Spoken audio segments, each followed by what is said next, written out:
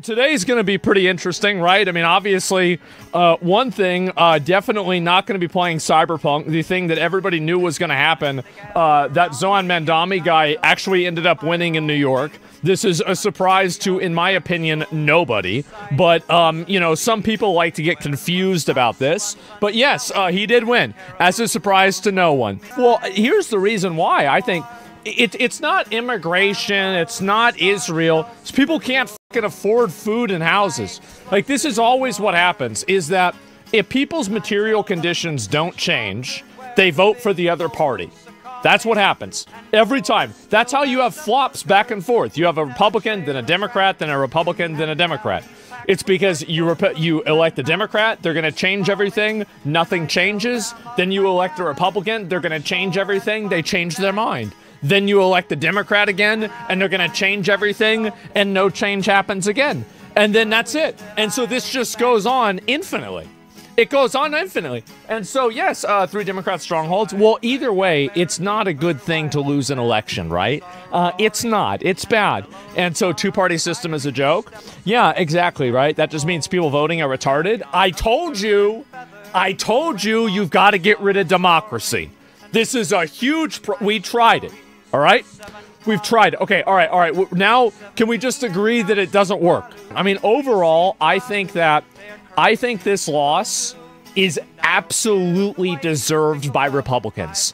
I think they needed this loss. And the reason why is to show that, you know, fucking sucking dick for Israel and talking about how important it is that we do something on the other side of the world, that doesn't necessarily resonate with somebody that can't afford a house. Maybe finally we can stop this shit. Yes, America first. Yes, what happened? Right, up until one side consolidates enough power for single-party rule. In my opinion, I think we had single-party rule for a long time. I mean, if you want me to be honest.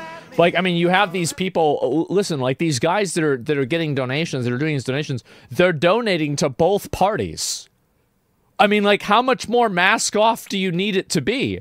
Like, they're literally donating money to both of the parties at the same time.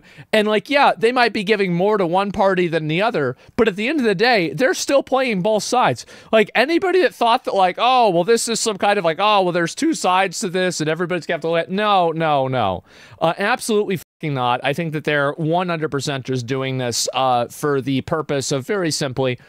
being able to take advantage of dumb people, right? And so anyway, I did see it, and I could see some people. I don't think that, okay, this is generally what my opinion on all of it is, and we'll talk about this a lot, right? But my general opinion, just going into it, is that it's not a huge deal that they lost these elections. It's really not. It's not a huge deal.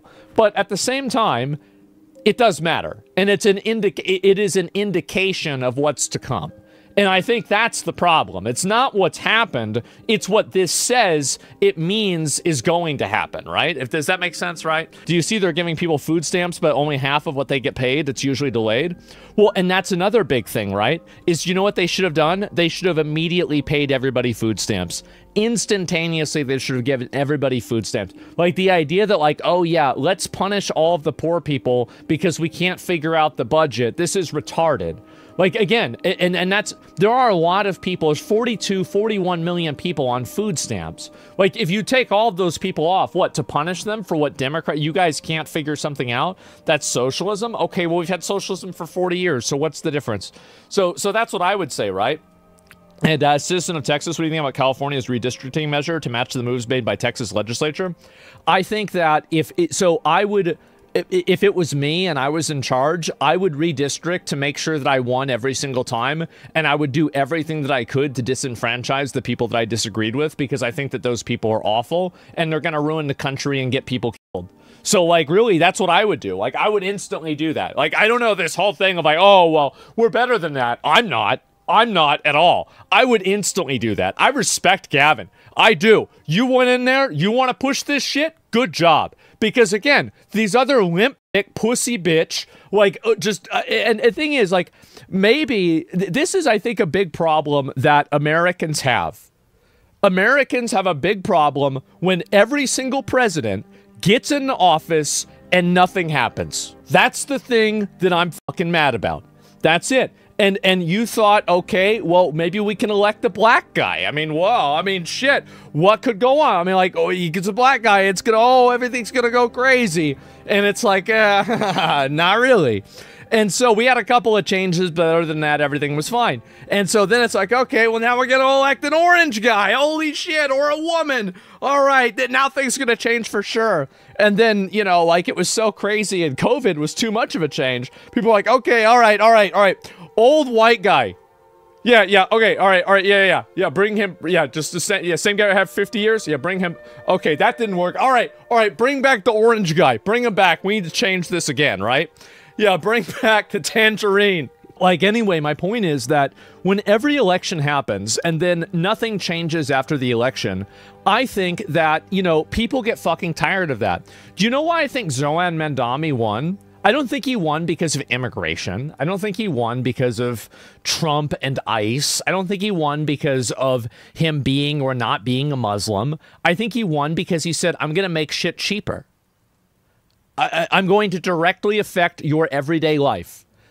At the end of the day, a lot of Americans don't really give a shit what's happening in the Middle East. They don't even know which one is which. You ask an average American, pick out 5 countries in the Middle East and name them and then write it on the fucking map.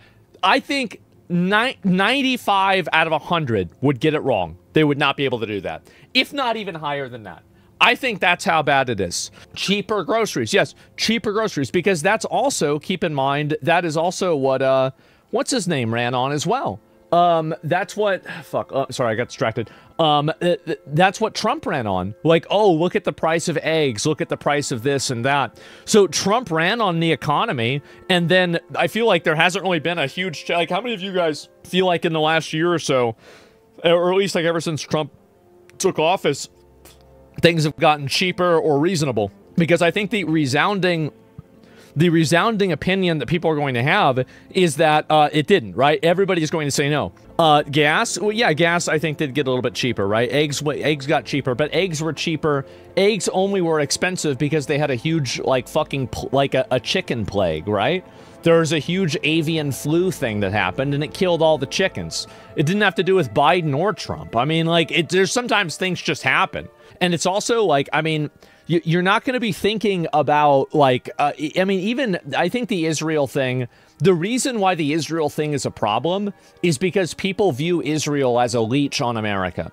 They view it as a leech. It is sucking the blood, sucking the money, sucking the influence out of America, and taking it for itself. And the reason why they think that is because you have all these politicians that are talking and calling Israel the Holy Land while they're running for office in the United States of America. I mean, I'm sorry, but this really doesn't look very fucking good. And so anyway, yeah, Ukraine, well, at least Ukraine were indirectly opposing a immediate nuclear superpower adversary that we've had for like 70 years, okay? 50, 70 years, right? So like Ukraine, there's at least a little bit more of reason to it beyond that. But Israel, I think not so. And also the other element with Israel that makes it different is that a lot of countries, you don't see Ukraine flags all around in Congress. You don't see standing with Ukraine in the same way that you see with standing with Israel. And so, you know, Ukraine doesn't have, you know, multiple political action committees that, you know, work tirelessly to advance the best interests of Ukrainians. And so that's it. Yeah, you do? Not really. I mean, AIPAC is the one that's really well known. I mean, you want to say that you have some of these. Of course, yeah, you're going to have them. But, like, it's just not... the magnitude of Israel versus Ukraine in terms of, like, the way that people perceive its domestic influence is 1 to 100. It's 1 to... What are we even talking about here? Like, you'll ask anybody, like, who influences American politics more, Israel or Ukraine? Every single person's going to tell you it's Israel. Like, I mean, what are we doing here? And so anyway, Ukraine doesn't have to have the same leverage or interest groups. It's a cosmic difference. Yeah, I mean, like, and yeah, I'm sure there's people that, you know, like, you know, in America that are Ukrainian that try to advocate for Ukrainian interests, sure. But, like, it's just not anywhere near the way it is at Israel, right? And so that's the main thing here.